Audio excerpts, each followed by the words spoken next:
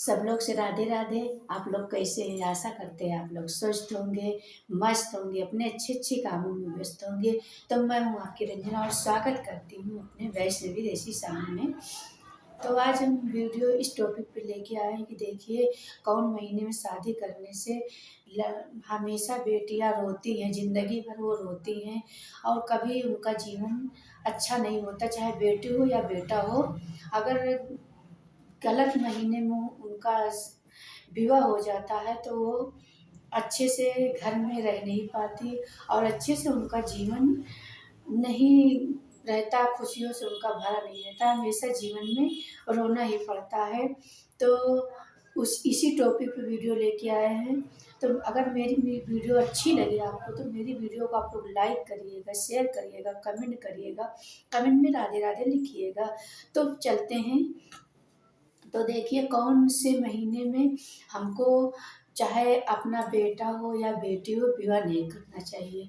तो जब जैसे बेटी आपकी बेटी है या बेटा है, तो जब उसका जैसे जन्म जिस जिस दिन उसका जन्म हुआ है, चाहे वो जिस दिन और जिस महीने में, तो देखिए हिंदी महीने को आप ले लीजिएगा और ये जैसे जनवरी फरवरी मार्च अप्रैल को आप छोड़ दीजिएगा। हिंदी महीने में जैसे सावन जेठ आषाढ़ भादो आए तो कुआर कार्तिक, तो ये 12 महीने में आप ले लीजिएगा। जिस महीने में आपके बच्चे का जन्म हुआ हो, जिस महीने में जिस दिन, तो उस दिन आपको शादी का डेट नहीं रखना चाहिए।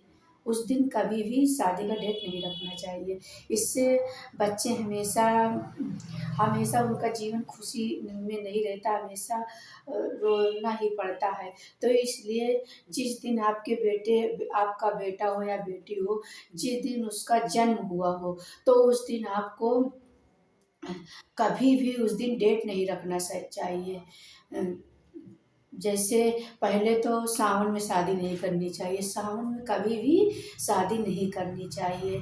सावन हुआ, भादों का महीना हुआ और इसमें कुआर में तो देखिए 15 दिन तो मरपक रहता है, 15 दिन पितृपक्ष रहता है, 15 दिन के बाद आप कर सकते हैं। तो इस तरह के जैसे ये जो खरमास जिसको कहते हैं, पौष मास, उसमें भी ठीक ठीक शुद्ध हिंदी में तो क्या कहते हैं, पूष। तो इस महीने में भी हमको शादी विवाह नहीं करना चाहिए, क्योंकि अगर जो करता है अपने मनमानी तो वो हमेशा जीवन भर रोता है। तो इस महीने में हमको नहीं करना चाहिए।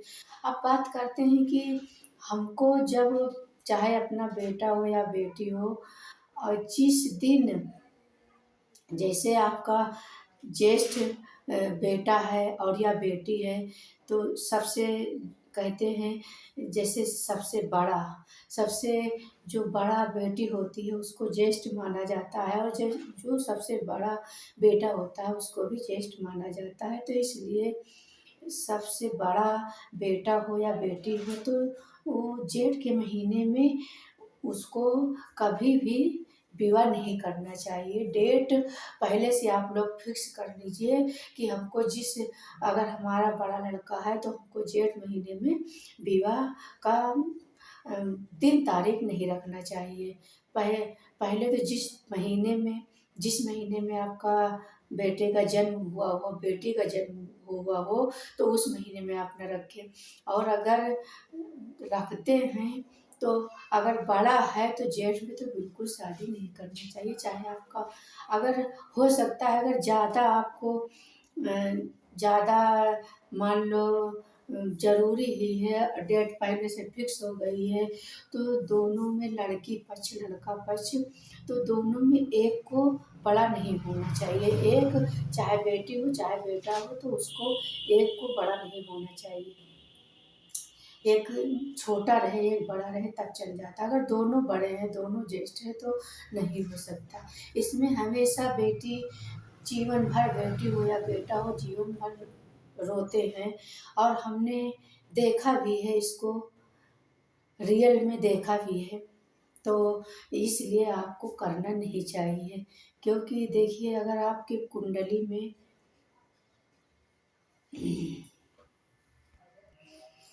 पहले से आप लोग ये समझ लीजिए कि क्योंकि बहुत हमेशा अगर गलत समय गलत जगह अगर बेटी और बेटा का विवाह होता है तो समझ लो जीवन भर उनको रोना पड़ता है।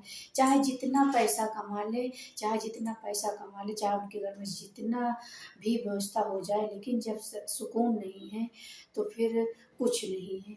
तो इसलिए जब जहाँ शांति नहीं है तो वहाँ कुछ नहीं है। तो इसलिए आप लोग अपने बच्चों को जिस दिन जन्म हुआ है उस दिन और जिस महीने में जन्म हुआ उस दिन कभी अपने बच्चों की शादी विवाह की, बेटी हो या बेटा, विवाह की डेट नहीं रखना। और अगर आपका बेटा बड़ा हो या बेटी बड़ी हो तो जेठ महीने में आपको विवाह नहीं करना। ये क्योंकि पूरी जिंदगी बेटी हो या बेटा हो रोना पड़ता है। हमेशा आप लोग ध्यान करिएगा। अगर आप बेटी और बेटा को सुखी देखना चाहते हैं तो आप लोग ध्यान से पूरी वीडियो वॉच करके सुनना। और वीडियो मेरी अच्छी लगे तो आप लोग लाइक करना, कमेंट करना, शेयर करना और कमेंट में आप लोग राधे राधे ज़रूर लिखना। जो लोग राधा रानी के भक्त हैं आप लोग राधे राधे ज़रूर लिखना। तो प्रेम से बोलिए राधे राधे। फिर मिलते हैं किसी अच्छी वीडियो लेके, तब तक के लिए राधे राधे।